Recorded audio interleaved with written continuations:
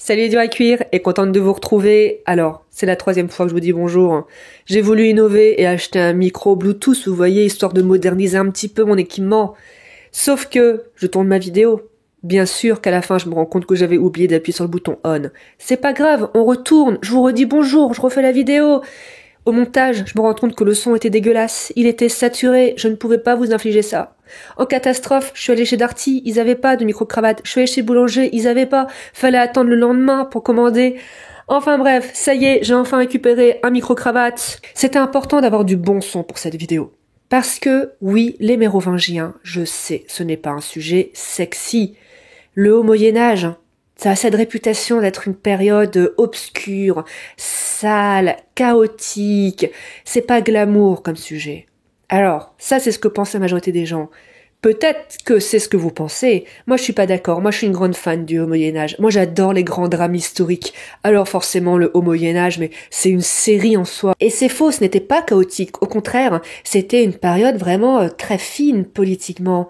Le Haut Moyen-Âge, c'est simple, c'est une des périodes qui a vraiment fondé les bases de notre civilisation actuelle. Et dernière chose très importante, non, ce n'était pas sale. Les gens du Moyen-Âge, ils aimaient l'eau, ils aimaient se laver, ils étaient probablement beaucoup plus propres que n'importe quel bourgeois du XVIIe ou XVIIIe siècle. Les mérovingiens, ils se lavaient. Et plus important encore, parce que c'est ce qui nous intéresse aujourd'hui, c'était vraiment une époque charnière en matière de droits des femmes. Et ça, on va le voir tout de suite. Donc écoutez, partons sur les traces des mérovingiennes.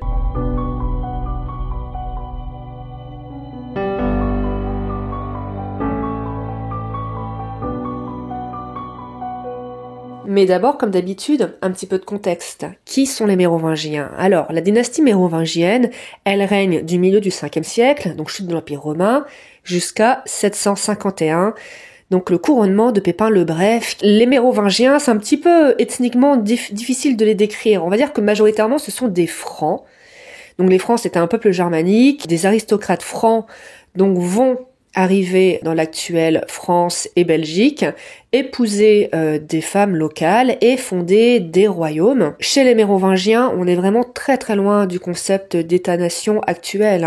D'ailleurs, on voit que la France actuelle est morcelée en plusieurs royaumes. Ils vont avoir à cœur de maintenir certains aspects de l'héritage romain et gallo-romain, parce qu'ils voyaient qu'il y avait des choses bonnes dedans, tout en maintenant certaines de leurs traditions germaniques, et donc ce mélange va beaucoup contribuer à notre société d'aujourd'hui, et notamment en matière de droits des femmes.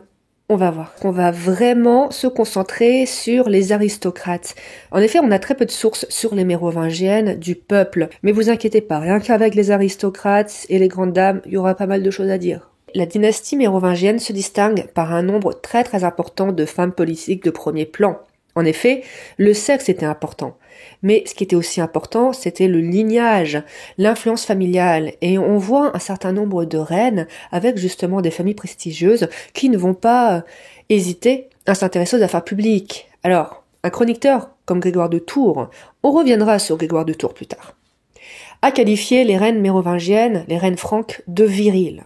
Il le disait un peu péjorativement. C'est pas vrai, il n'y a pas eu sous les Mérovingiens, de reines qui ont directement exercé le pouvoir, comme on peut le voir grosso modo à la même époque en Chine avec Wu Zetian par exemple.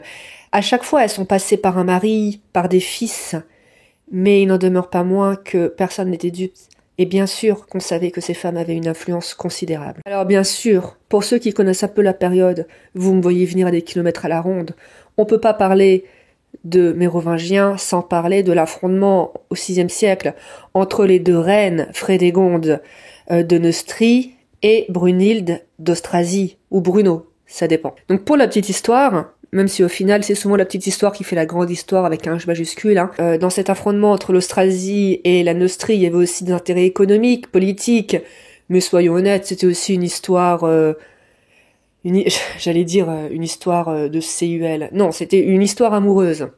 En gros, Chilpéric, roi de Neustrie, était très très amoureux d'une de ses concubines, Frédégonde. Sauf que il va être jaloux de son frère parce que son frère avait épousé une grande dame wisigothe, Brunhilde, et donc il va épouser la sœur de Brunhilde, donc qui est elle aussi du coup une grande aristocrate wisigothe, donc elle s'appelait Galsointe. Frédégonde va l'avoir mauvaise. Et Galswinthe va être retrouvée morte dans des circonstances douteuses. Est-ce que c'est Chilpéric poussé par sa maîtresse? Est-ce que c'est Frédégonde qui a pris des initiatives? Et celle qui va l'avoir en travers de la gorge, bien sûr, c'est Brunhilde. Elle aimait sa sœur Brunhilde. Elle n'a pas apprécié qu'on s'en débarrasse comme ça après quelques mois, après le mariage. Et ça va être le début d'un conflit entre la Neustrie et l'Austrasie, notamment entre ces deux femmes. Hein. C'est ces deux femmes qui vont pousser vraiment le conflit, hein, qui va durer plus de 10 ans. Bon, au final, ça va être le fils de Frédégonde qui va avoir gain de cause et qui va capturer Brunhilde et la torturer et l'exécuter. Mais au préalable, Brunhilde, en captivité, avait réussi à séduire un autre fils de Chilpéric et du coup à monter les deux frères les uns contre les autres. Enfin, je vous dis, une dinguerie. Et clairement, s'il n'y avait pas eu Frédégonde et Brunhilde, jamais ce conflit aurait dégénéré à ce point-là. Vraiment. Et il y a eu d'autres reines comme ça qui ont marqué la période. Il y a eu Radgonde, par exemple. Radgonde, c'était l'épouse de Clotaire. Clotaire, c'était le fils de Clovis. Donc c'était pas n'importe qui. Et donc c'était une princesse germanique. Donc elle aussi, elle avait un bon lignage. Et en fait, elle a jamais voulu être reine, Radgonde. Et elle détestait son mari. En fait, c'était une humaniste. Et elle aimait pas son mari. Son mari, c'était une brute. C'était vraiment une brute de décoffrage. D'ailleurs, il a même fait assassiner son frère. Enfin, et elle en a eu marre, Radgonde. Et donc, elle l'a largué. Le terme s'emploie. Hein. Il n'est pas du tout anachronique, puisqu'elle s'est barrée. Et elle s'est réfugiée dans un monastère. Alors, forcément, Clotaire, il l'avait mal pris. C'était une humiliation. Il allait même tambouriner aux portes du monastère. Et... Elle est prête. Prête à quoi, monseigneur? Je suis. La reine Radgonde ne quittera jamais son monastère, monseigneur. Voire de te faire courir à coups de pied dans le cul jusqu'en enfer. Mais rien n'y a fait. Donc Radgonde va prendre le voile, elle va donc fonder son abbaye, hein, et pas n'importe quelle abbaye, ça va être l'abbaye de Poitiers, et elle va devenir une abbesse très influente. Et d'ailleurs, des années plus tard, hein, le fils de Clotaire, donc son beau-fils, va régulièrement aller consulter Radgonde, donc pour des questions spirituelles, mais également pour des questions politiques. Soyons honnêtes, hein, il n'y en a pas eu 10 000 des reines dans l'histoire de France comme ça qui ont largué leur mari. Faut dire que le cadre juridique était favorable aux femmes mérovingiennes. Alors c'est sûr, hein, on n'en était pas à l'isonomie, hein, c'était pas l'égalité des droits, mais franchement, comparé à Rome, il y avait du mieux. Déjà, les femmes pouvaient hériter. Alors, elles ne pouvaient pas hériter ce qu'on appelle des terres saliques. C'est le cœur du patrimoine familial. C'était les terres qui se transmettaient de père en fils depuis des temps immémoriaux, vous voyez. Mais par contre, les autres terres, les terres par exemple acquis pendant la vie des parents, les femmes pouvaient en hériter. À la mort de leur mari, les femmes pouvaient également hériter de 1/3 des biens. Et elles pouvaient également les administrer. Et même en matière de valeur, j'ai envie de dire, donc vous savez, le droit mérovingien, c'était un mélange effectivement entre droit romain, entre coutumes germaniques, et donc c'est vrai que quand on tuait quelqu'un, il était habituel de donner une compensation financière à la famille de la victime, et c'est vrai que la victime soit une femme ou un homme, et ben la compensation était d'un même montant. Globalement, ça voulait dire qu'une jeune femme avait autant de valeur pécuniaire qu'un jeune homme.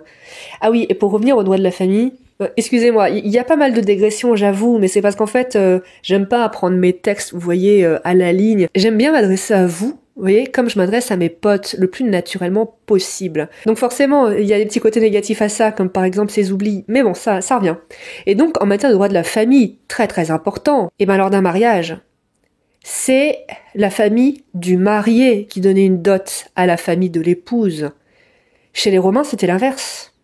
Et donc, quand il y avait plusieurs filles dans une famille romaine modeste, bah c'était un problème, ça coûtait de l'argent, bah c'est le problème qu'il y a eu pendant très longtemps en Chine et en Inde. Alors que chez les Mérovingiens, bah avoir une fille c'était pas grave, c'était la famille du marié qui donnait de l'argent. Donc non, vraiment, ça c'est une grosse avancée quand même. Et là où les femmes ont vraiment eu une grosse influence, c'est en matière culturelle et notamment religieuse. Le Haut Moyen-Âge, c'est vraiment la diffusion en masse du christianisme. Parce que oui, le christianisme, c'était la religion d'État chez les Romains, mais c'est encore une religion, comment dire, assez de niche. Alors certes, les Gallo-Romains, ils étaient chrétiens, mais bon, c'était pas des puristes, hein, c'était un peu des opportunistes de la foi. Ils grappillaient des trucs du côté des Germains, du côté de la religion gauloise, du côté du christianisme. Mais à fur et à mesure que le christianisme va se diffuser chez les Francs, et avec le summum étant bien sûr le baptême de Clovis en 496, motivé d'ailleurs par son épouse Clotilde. D'ailleurs, Clotilde, elle est connue juste comme étant celle qui a converti Clovis, mais en fait, elle aussi, c'était une grande dame politique, hein.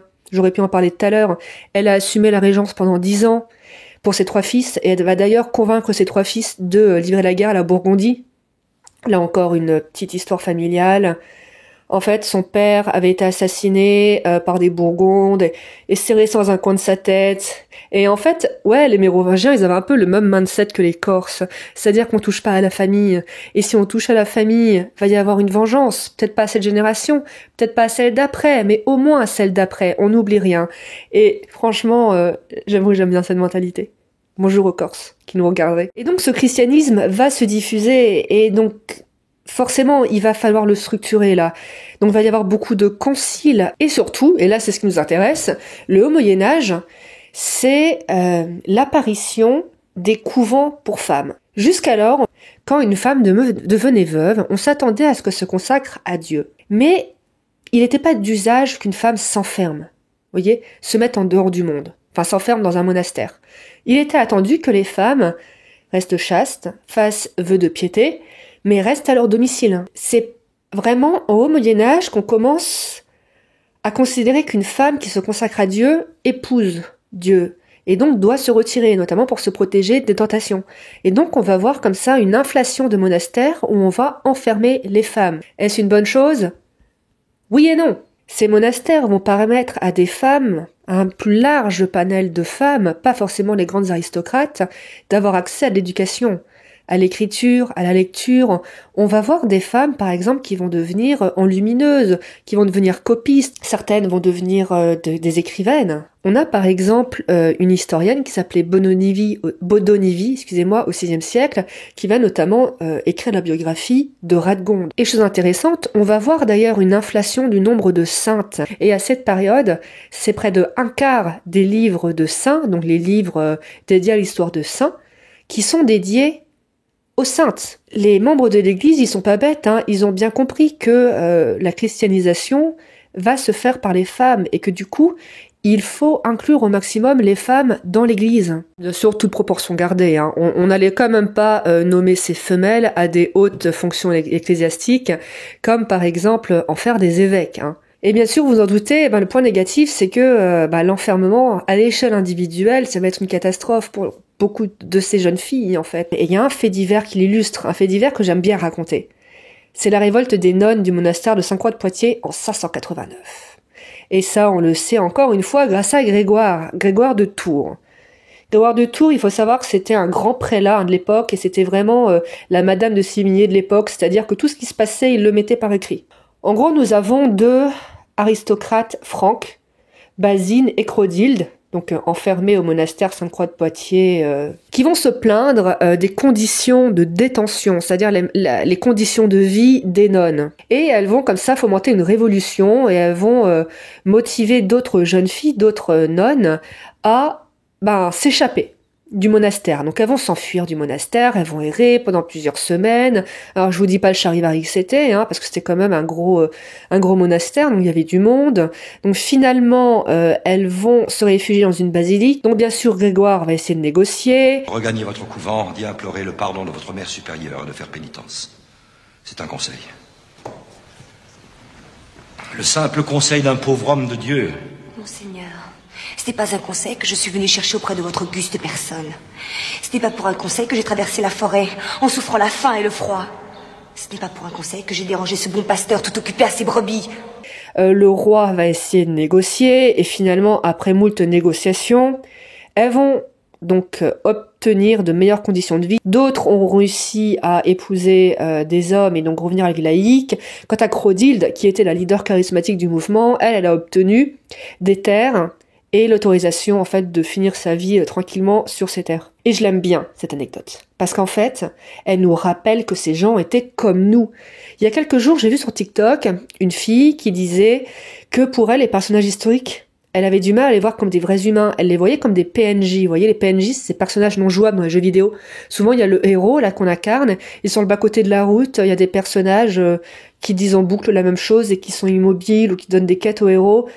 Et ben, elle les voit comme ça, les personnages historiques. Alors qu'en fait, c'est des gens, mais comme nous. Ils avaient des aliments préférés, ils avaient des couleurs préférées, ils avaient des sources de contrariété. Là, ce fait divers, mais en fait, c'est quoi? C'est une bande de gamines qu'on a enfermées de force dans un bâtiment, sans perspective d'avenir. Enfin, si, la perspective d'être enfermées toute leur vie, alors qu'elles ne le voulaient pas, mais forcément qu'elles ont pété un câble. Donc voilà, je trouve qu'en fait, ce fait divers, il est très très humain. Bon, du coup, que dire en conclusion, si ce n'est que, comme on l'a vu, les mérovingiennes, elles n'étaient pas du tout ces femmes passives et effacées.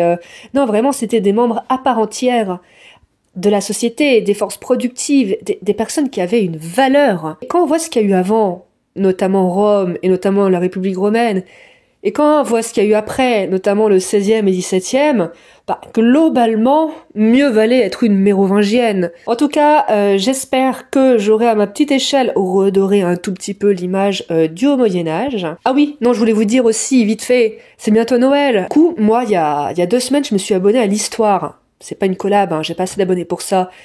Le magazine. C'est génial. Donc je me suis abonnée à la version papier et en fait ça donne le droit d'avoir accès à toutes les archives depuis 1978 et c'est fou. C'est notamment en regardant les archives que j'ai eu l'idée de faire cette vidéo sur les mérovingiens parce que du coup il y avait plusieurs articles sur le sujet. Vraiment trop bien. Donc franchement c'était 60 € l'année. Donc si vous cherchez un cadeau où il n'y a pas besoin d'aller chercher dans les magasins ou de commander un truc physique et tout, pensez à ça. En tout cas voilà, donc je vous dis à très bientôt. N'hésitez pas à vous abonner. Et je vous dis à très bientôt.